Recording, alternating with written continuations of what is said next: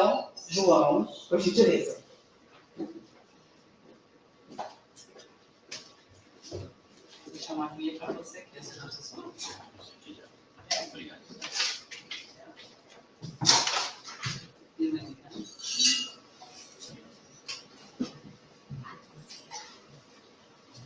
Você quer tirar? A altura só. Tá bom. Tá bom. Você quer tirar? Você que sabe, né? Boa noite. A mensagem de paz e amor do nosso Mestre Jesus sempre esteja entre nós, principalmente nesses dias, né? Estamos precisando de muita paz e muito amor, realmente. Bom, a história conta que um homem caminhava numa estrada escura e vinha com o coração palpitando, porque sabia que ali havia um índice muito alto de assaltos, né, de ação de malfeitores, então ele vinha assustado já com ele. De repente ele percebe, ouve passos que vêm sem encalço. Rapidamente ele acelera o seu passo, muito preocupado, e percebe que aquele que o segue também acelerou os seus passos. Então, já no desespero, começa a correr e o coração fica mais gelado quando ele percebe que o seu já então perseguidor também corre atrás dele. E correndo nessa escuridão, ele vê um bico de luz e se dirige para o bico de luz. E ali, vislumbrando a escuridão, esperando o seu, que ele julgava ser o seu meliante, né, o seu assaltante, e ele atacar. Para sua surpresa, o que surge da escuridão é um burro velho que ficava ali por aquelas imediações e que tinha por hábito seguir as pessoas que ali transitavam. Bom, peço aqui para vocês a licença de parar um pouquinho na história e aprofundar um pouco mais do que a Maria falou aqui. Por mais ou menos 30 anos, Richard Simonetti fez uma palestra, tradicionalmente no dia 1º, na véspera de finados. Essa palestra, geralmente, ele começava com essa história, e ela vai ter uma conclusão. Richard, que no mês passado, no dia 3, tem quase um mês, completou 4 anos que retornou à nossa pátria espiritual. E é incrível como as pessoas, né, que escrevem, as pessoas que hoje, com o advento da tecnologia, têm palestras gravadas, né, seja em vídeo, seja mesmo em áudio, conseguem trazer para nós aí tanto ensinamento, né?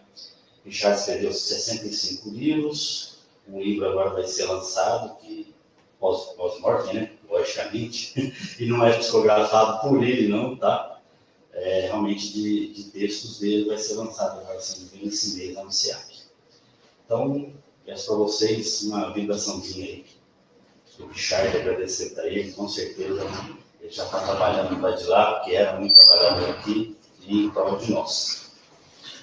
Concluindo a história, porque o Richard começava com ela, inclusive está a primeira história do livro dele, Quem Tem Medo da Morte, que vendeu mais de 200 mil exemplares, foi traduzido para várias línguas. Essa história é mais ou menos assim. Nós somos as pessoas que temem uma escuridão, temem algo que não sabe o que é, e por isso às vezes dá muito mais medo para nós. Nesse caso, o burro velho é a morte. E por graça do nosso Mestre Jesus, o bico de luz é a doutrina espírita. A doutrina realmente estudada e aprofundada pode nos dar essa segurança de não temer a morte. Simplesmente porque a morte não existe. Nós já vivemos a vida eterna. Nós estamos aqui encarnados nesse momento no mundo espiritual, no mundo material, talvez para provas, expiações, ou somente para evolução, porque a gente não vem aqui só para prova, expiação, a gente vem também para evoluir, aprender. Daqui um tempo, a gente volta para o lado de lá. Do lado de lá é a mesma coisa. Ainda temos que dizer que talvez um pouco mais de trabalho e um pouco mais de estudo, porque lá não tem um corpo material que precisa descansar. Então, a gente escreve um trechinho do nosso livro da vida, no mundo encarnado e no mundo desencarnado.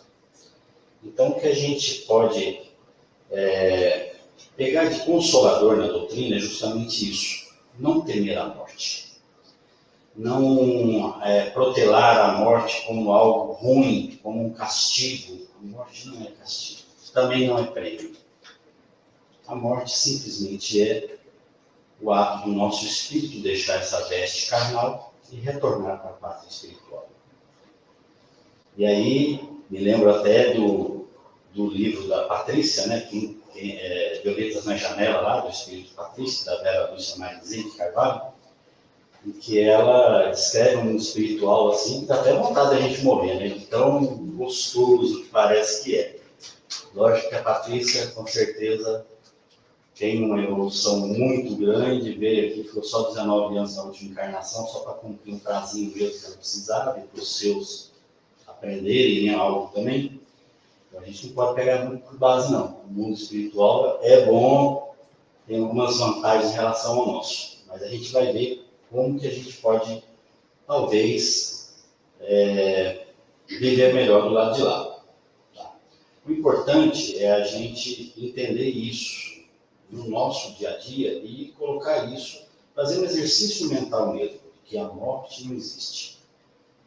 O Rosandro Kinjay, que eu acho que é essa mesma pronúncia, é o nosso confrade espírita lá da Paraíba, em poucos dias, 30 e poucos dias que havia perdido a mãe, fez uma palestra, eu tive a oportunidade de assistir a palestra dele, e pessoalmente ele disse uma coisa que eu trago aqui para vocês. Essa doutrina é balsâmica, consoladora, e nos permite suportar a dor da morte. Porque das experiências humanas, perder alguém que a gente ama é a mais dolorosa. E se a gente pudesse criar uma escala de dor, se existe isso, com certeza a perda de um filho é a maior experiência de dor que uma pessoa pode sentir. Para quem tinha perdido a mãe há poucos dias, eu achei isso magnífico. A colocação dele foi uma palestra muito emocionante, mas ele estava confortável. Ele estava se sentindo seguro naquele momento. Não estava sofrendo? Estava, mas ele estava ali de pé e entendendo que tudo é uma questão de si. E quando ele fala da questão de perder o filho, é porque nós temos na nossa concepção a questão da ordem natural, né? Que é os mais velhos vão primeiro que os mais novos, até que os mais novos se transformem em mais velhos e aí alguém os enterre, né? Mas a morte não é assim. Ela não avisa, ela é arrebatadora, chega, nos leva sem muitas vezes nenhum aviso. Pessoas totalmente saudáveis vão aí, meios às vezes impactantes, violentos, vão em menos de um segundo. Então, por isso, a importância da gente trabalhar isso no dia a dia, no nosso horário que a gente está de folga, nas nossas leituras, se aprofundar nisso, que a morte não existe.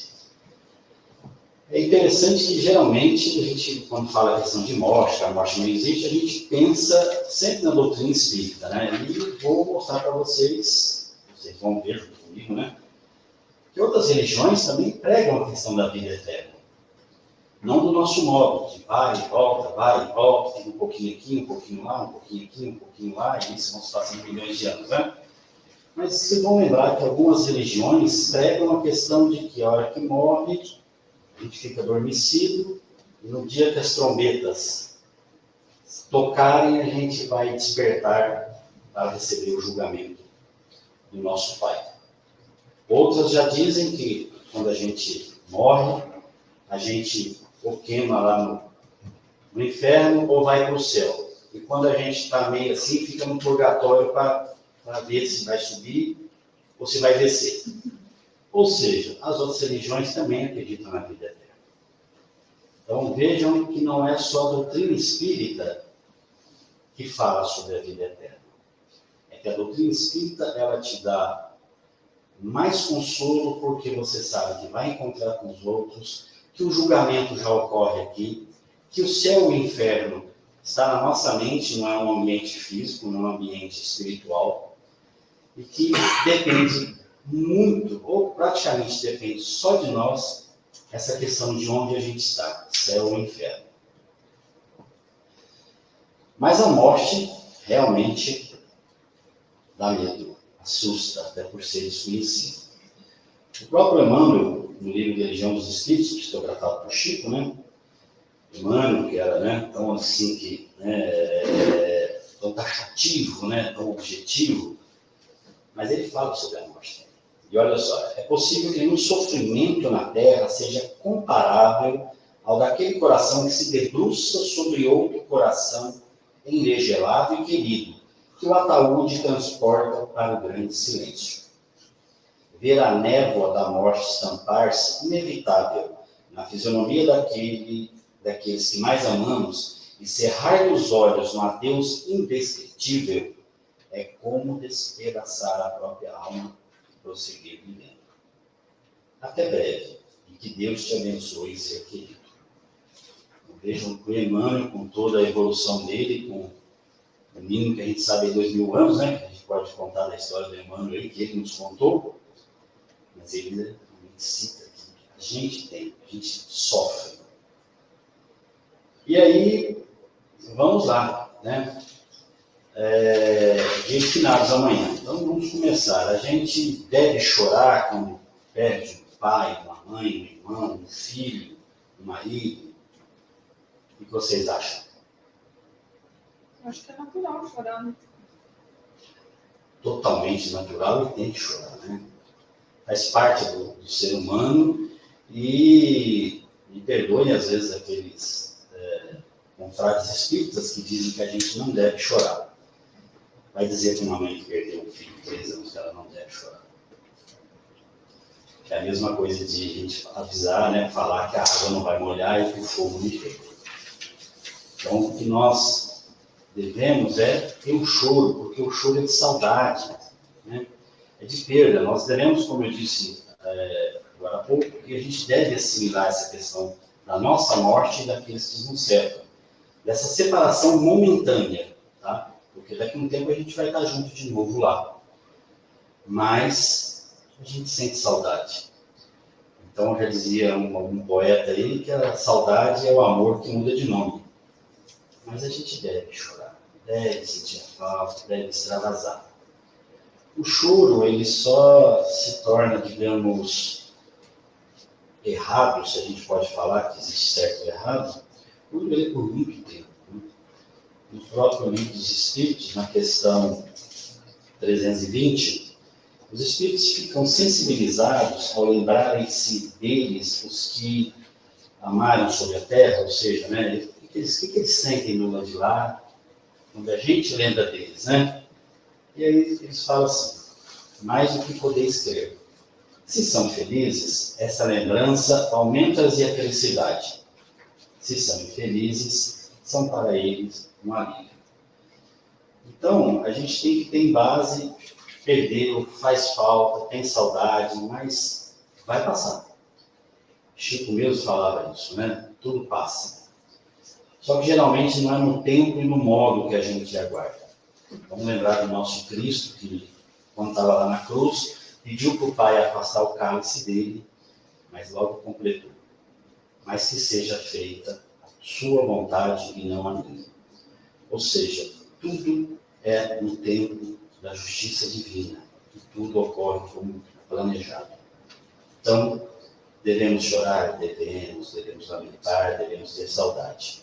Mas tudo tem um limite, tem um tempo. Então, e o choro não pode ser um choro de revolta, um choro de desespero. Realmente tem que ser um choro querido, um choro de amor. Então, essa é uma das questões que a gente tem que se acostumar, tem que colocar na nossa mente, estudar, ler, para tentar ter um pouco dessa estrutura quando algum dos nossos retornam para a pátria espiritual.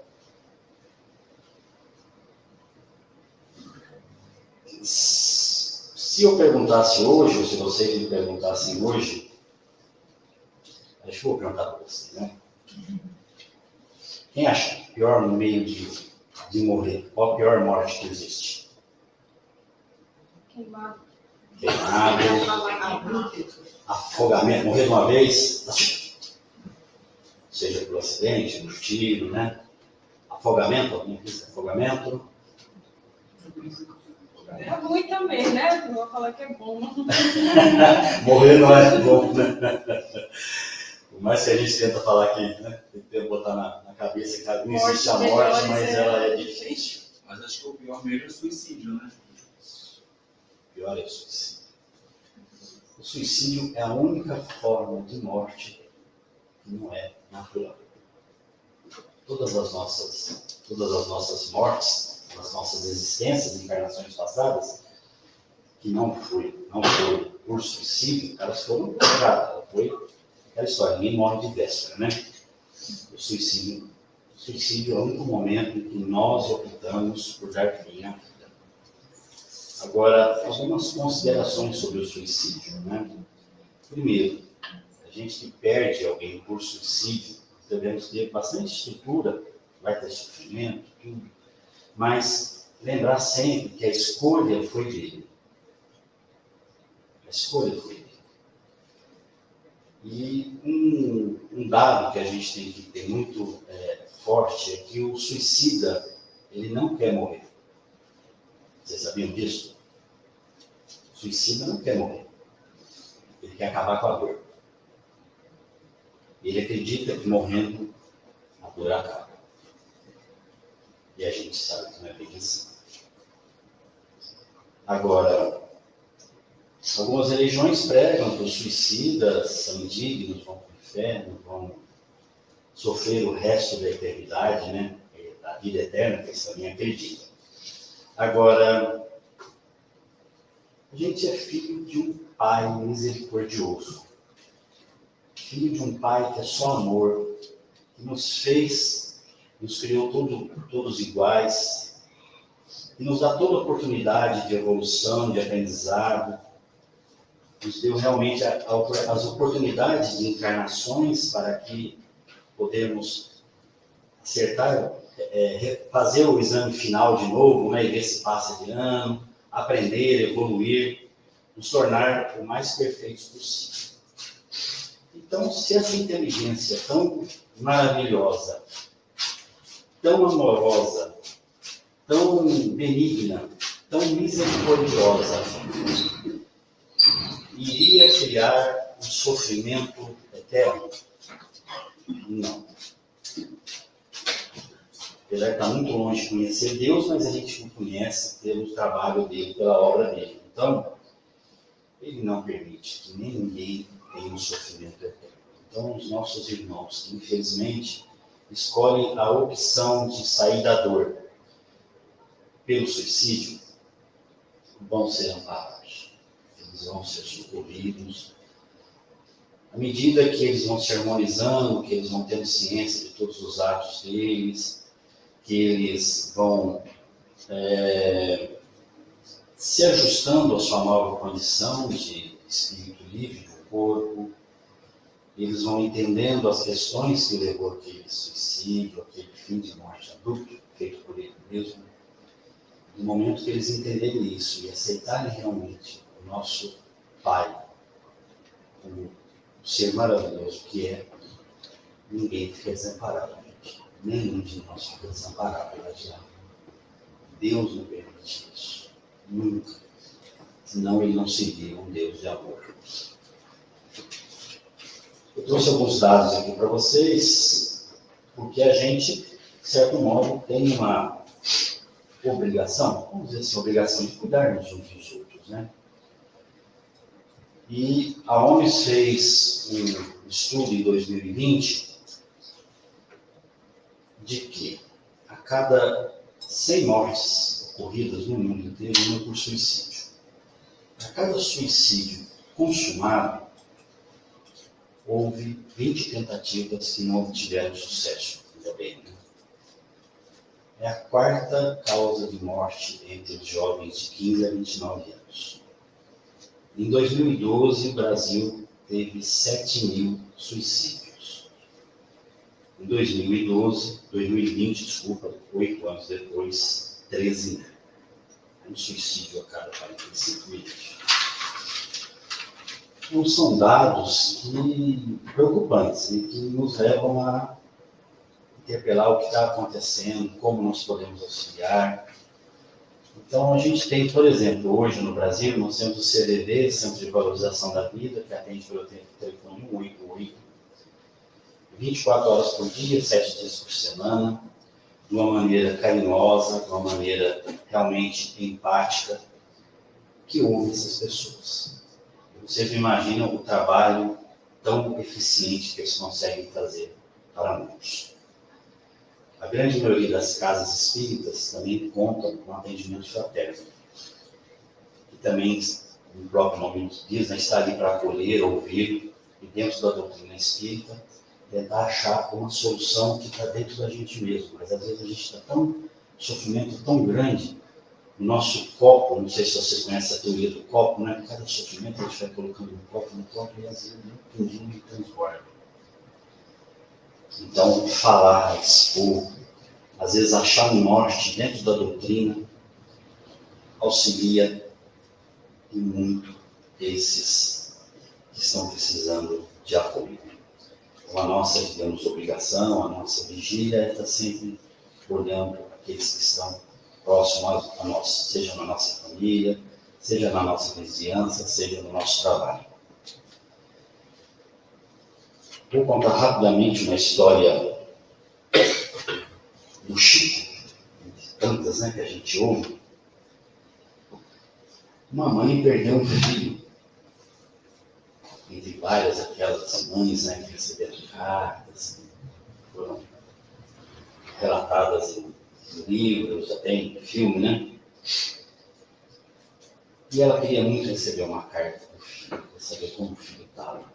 Tinha um certo conhecimento da doutrina espírita, acreditava, mas o filho dela foi pro lado de lá por suicídio. Então ela não se sentia merecedora de ter esse conforto. Porque o filho dela optou pela pior morte, né? Mas mesmo assim ela arriscou. E foi a Uberaba, chegou lá de madrugada, na época que o pessoal distribuía senha lá, muita gente lá. Ela conseguiu pegar a senha 001. Finalmente ela ia poder entrar lá na sala, estar perto de Chico e quem sabe receber, se não uma mensagem, mas pelo menos algo do lado de lá, falando sobre o filho. E ela estando lá, já aguardando praticamente a abertura, chega uma mãe desesperada, atrás de senha. Se não me engano, na época eram só 30 senhas, não tinha mais senha. E a mãe estava desesperada porque havia perdido 2 filhos num acidente. E essa outra mãe, do primeiro filho, vamos falar assim, né? Fez ali uma análise que o sofrimento daquela outra mãe era muito maior que o dela. Afinal, ela tinha perdido 2 filhos de uma maneira natural. E ela perdeu só um de uma maneira tão violenta, né? De uma maneira tão errada. E ela falou, fica com a minha senha e entra para conversar com o Chico. E foi embora. O seu hotel, no intuito de no outro dia retornar para a sua cidade. 2 horas da manhã, batem na porta do quarto dela. Ela abre, o Chico Xavier está te chamando. Como está te chamando? Eu não tenho mais senha, já saí de lá, tá, não, você está chamando a senhora. Chegando lá, uma mensagem. Que é mais ou menos assim, pelo que minha memória.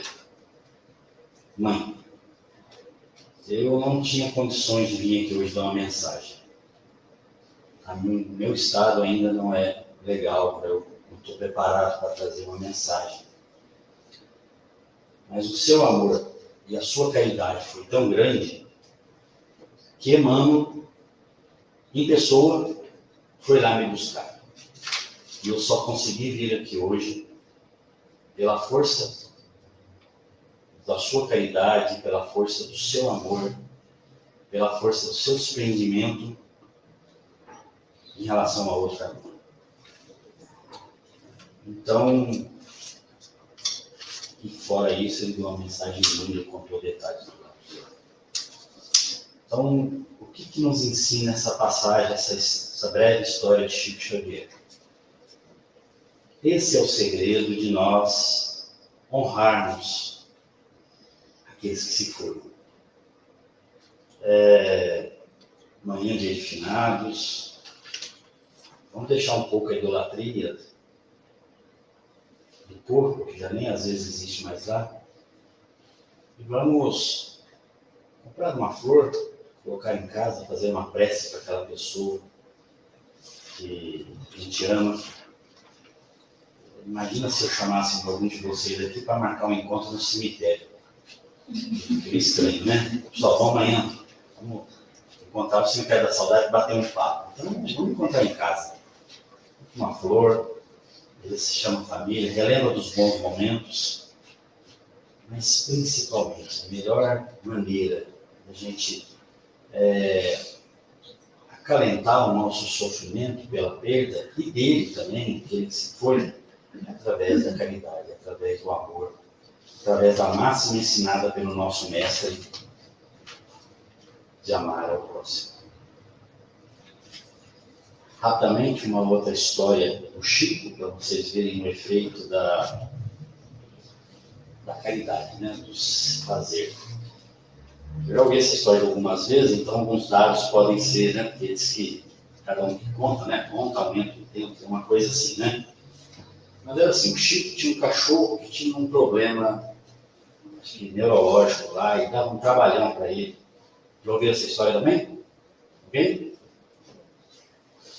E ele chegava do trabalho, ia para o centro, naquela correria, naquela vida agitada de Chico, mas ele chegava, ia lá, ele limpava o cachorro, cuidava do cachorro, e depois ia o trabalho mediúnico. Isso era todo dia. O cachorro era totalmente dependente, o cachorro era um cachorro com necessidades especiais. E um dia ele chegou, o cachorro estava morto. Nada mais natural, né? Todos nós saímos desse corpo de carne e vamos pular de lá. E passou um tempo, ele descobriu, e aí a história já ouvi de duas maneiras, que foi a irmã dele e uma outra que foi a vizinha dele, com dó de todo o trabalho que o Chico tinha, de cuidar daquele cachorro que já nem andava mais, que chegava do trabalho, foi lá e matou o cachorro. E Chico, essa figura que a gente conhece através dessas histórias mesmo, através dos livros, né? Ficou magoado. A mágoa dentro dele, não falou nada para ele. Ele não era capaz disso, né? Mas ficou magoado, ficou magoado. E quem percebeu isso, nada menos que, lógico, Emmanuel. E Emmanuel conversou com ele, interpelou, ele contou, o Emmanuel já sabia, mas ele contou a história, e ele falou, você tem que perdoar, mas eu não consigo, ela matou o cachorro, né, tal, como é que eu vou perdoar isso, né? Imagina o Chico daquele jeito dele, como é que eu perdoo? Você vai descobrir o que ela mais deseja, e você vai dar para ela de presente. O Chico, mas peraí, eu sou o ofendido, ela que matou o meu cachorro, e eu vou dar um presente? Dá um jeito de descobrir e dá um presente para ela. E aí o Chico descobriu que a pessoa, que eu volto a falar para vocês, não lembro a história, já ouvi, que é a irmã e que é uma vizinha, tem uma máquina de costura. O Chico lá com o dinheirinho contado, não tem, então foi lá, parcelou, sei lá quantas vezes, comprou a máquina de costura e deu. A felicidade dela quando ganhou o presente foi tão grande, o abraço que ela deu nele, naquele momento, de amor, de felicidade, apagou a mancha da mágoa que o Chico tinha. Simplesmente afastou. E Chico saiu dali renovado, sem mágoa nenhuma. Então, isso nos ensina que realmente a melhor maneira de lidar com as nossas mágoas, com as nossas perdas, com os nossos sofrimentos, é ajudar o outro. E não é uma novidade, né? Ele nos ensinou isso há 2000 anos atrás. Amar o próximo, procurar fazer tudo pelo próximo. Então, nos causa conforto. Não existe, é indescritível quando vocês podem, né, virem aqui e relatar isso, quando a gente faz o bem para alguém de uma maneira totalmente despojada, uma maneira que às vezes nem percebe que está fazendo bem, mas o sentimento de felicidade, de satisfação. Então, a caridade, o amor ao próximo é o segredo realmente de tudo. Eu perguntei para vocês qual era o pior método da morte. Agora eu pergunto, qual a melhor morte que se tem? Vocês acham? Como seria morrer bem? Dormindo? Todo mundo fala dormindo, né? Melhor que queimado, né? Dormindo acho que é melhor que queimado, né? Então. Inconsciente. Oi? Inconsciente. Conscientemente. Ó, eu trago para vocês aqui, é tudo uma análise, né? Pessoal, e vocês têm todo o direito de contestar, mas pelo que a gente vai aprendendo devagarzinho aí, acreditando que a morte realmente não existe, o melhor jeito da gente morrer, na realidade, é viver bem. Ter em mente que a gente não está aqui só para pagar dívida, só para expiação, a gente está aqui para evoluir. E evoluir no modo que eu acabei de falar, fazendo caridade para o outro, fazendo bem para o outro. Esse é o melhor jeito de morrer. Essa é a maneira que quando a gente vai, seja por queimadura, por afogamento, morte abrupta, dormindo ou consciente ou não, mas a gente já vai passar por lá de lá e vai ser muito bem recebido, e logo que a gente harmonizar, nós vamos estar lá trabalhando pra caramba. Porque a gente veio aqui e a gente pode, pelo menos assim, de 100 coisas que eu tinha que fazer aqui, pelo menos 80 eu consegui. Então, a gente volta com mais ou menos o sentimento de dever cumprido de algumas coisas, outras não. Mas a gente chega lá com muito mais sentimento bom. Então, tem um trecho de Santo Agostinho que que explica bem isso, que a morte não existe. O que se dá é apenas uma transformação em nossa maneira de ser. Não espere que depois dessa exista outra vida. Não. A vida é a mesma. A vida eterna já está sendo vivida por nós. Depois da morte, continuamos a ser o que somos. Portanto, procure ser agora, antes da morte, aquilo que você deseja continuar a ser depois da morte. Porque a morte não existe. Ninguém morre e vira santo. A gente só deixa esse corpo aqui de carne, osso, no meu caso, bastante gordura, né? E vai continuar o mesmo, com os mesmos defeitos, com as mesmas qualidades, se tiver alguma, a gente só faz a transição. Então a gente tem que procurar ser boa pessoa, vivenciar realmente o mandamento do nosso mestre. Concluindo, vivamos a vida. A morte não manda aviso. Você não vai receber um telegrama, ou um WhatsApp, ou um telegrama. Ó, amanhã eu vim te buscar. Ela chega e busca.